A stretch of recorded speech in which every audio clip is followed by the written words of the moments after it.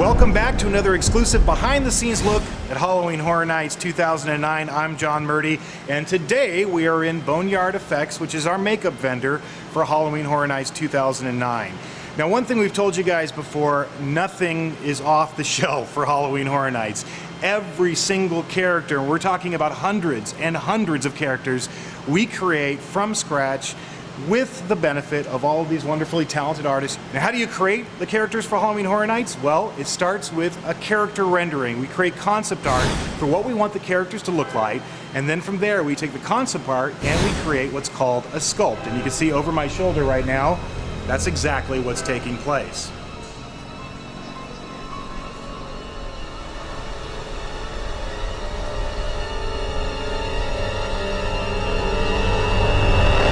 So once we have the sculpt exactly how we want it, then we turn it over for the molding process. And standing next to me is Larry Bones. He's our head makeup artist for Halloween Horror Nights from Boneyard Effects.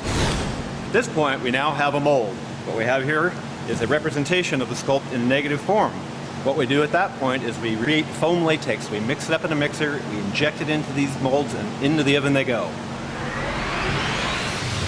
So once the mold has been put into the kiln, this is what comes out the other side. I think you'll recognize some of these. Here we have Pigman from Saw, and these are fresh masks that have just come out of the kiln and they're ready to be painted.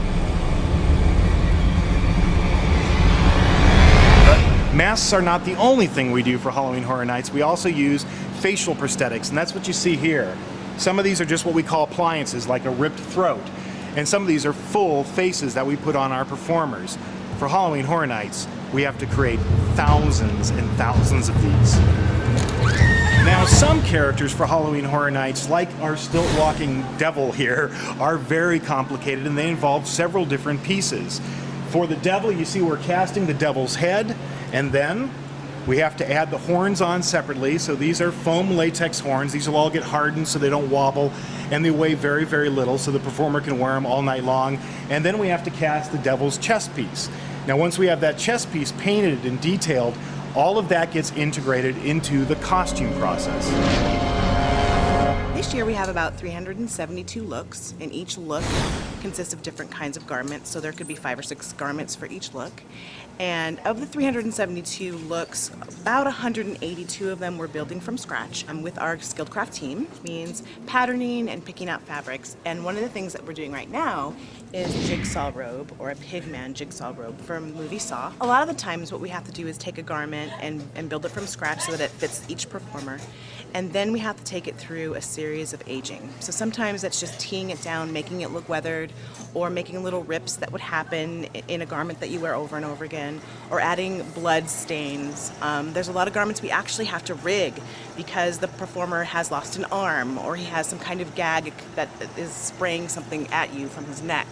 So while it looks normal from the outside, on the inside it's actually rigged so that it can show you that effect. Now it's time to answer some more of your questions from Twitter.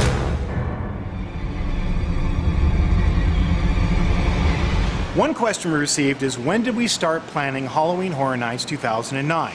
And the answer to that question is, during Halloween Horror Nights 2008. For us at Universal Studios Hollywood, Halloween Horror Nights has become a year-round project. The work never stops. Another question we got is, how do we decide which horror movies to choose to make our haunted attractions for Halloween Horror Nights? And that is an excellent question, and it has a very specific answer. We actually have 3 criteria that we look for in any horror movie property before we decide to turn it into one of our mazes.